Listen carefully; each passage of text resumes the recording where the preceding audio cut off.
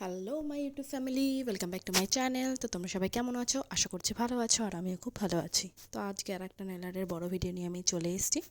Thumbnail দেখে যদিও তোমরা বুঝেই গেছো ডিজাইনটা কেমন কি হতে চলেছে। হ্যাঁ, ডটের টুলসে আমি ডিজাইনটা পুরোটা করেছি।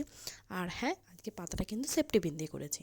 তো তোমরা এখানে টুথপিক ইউজ করতে পারো, প্লাস তোমরা দেশলাই কাঠি দিয়েও এটা কিন্তু ডিজাইনটা করতে পারো। দেখো, ফার্স্ট একটা ল্যাভেন্ডার কালার নেল পলিশ আমি পরিয়ে নিয়েছি। ল্যাভেন্ডার কালারটা না আমার খুব একটা পছন্দের একটা কালার, রিসেন্ট খুব পছন্দ হচ্ছে। তো ব্যাপারটা হলো এটা, যার জন্য আমি এই কালারটা দিয়েই করলাম।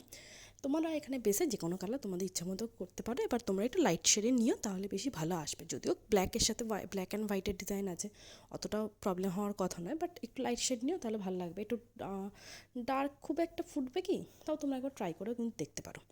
তো দেখো, ল্যাভেন্ডার কালারটা পুরোপুরি শুকিয়ে নিয়েছি। শুকানোর পর ডটেড টুলসে ব্ল্যাক কালার নেল পলিশ নিয়ে আমি তিনটে ফুল টাইপের করেছি। মিডিলে একটা বড় টাইপের করেছি, আর সাইডে কিন্তু হাফ হাফ টাইপের ফুল হয়েছে। হোয়াইটটা দিলে তোমরা একটু ভালোভাবে বুঝতে পারবে। তো আমি দেখো একটু ওপর দিকে করে কোনা করে হালকা করেছি। তোমাদের বেস অনুযায়ী অবশ্যই তোমরা করবে।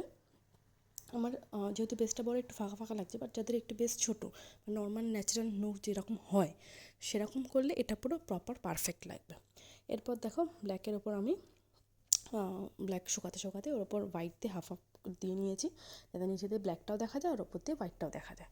এরপরে দেখো, যেটা বলেছিলাম শুরুতে, যে সেফটি পিন দিয়ে পাতাটা করেছি, এবার আমার মনে হলো বেশ ভালো এলো। প্রপার পাতার শেপটা সেফটি পিন দিয়ে ভালো আসে। আমি এতদিন বলেছিলাম যে ভালো মানে নর্মাল ঠিকঠাক করতে গেলে টুথপিক দিয়ে ঠিক আছে, ঠিক আছে। তো তোমাদের সুবিধা হবে করতে। দেশলাই ইয়ে দিয়ে করলে, সেফটি পিন দিয়ে করলে একটু অসুবিধা হয়, বাট যদি ঠিকঠাক করা যায় তো ভালো ডিজাইনটা আসে।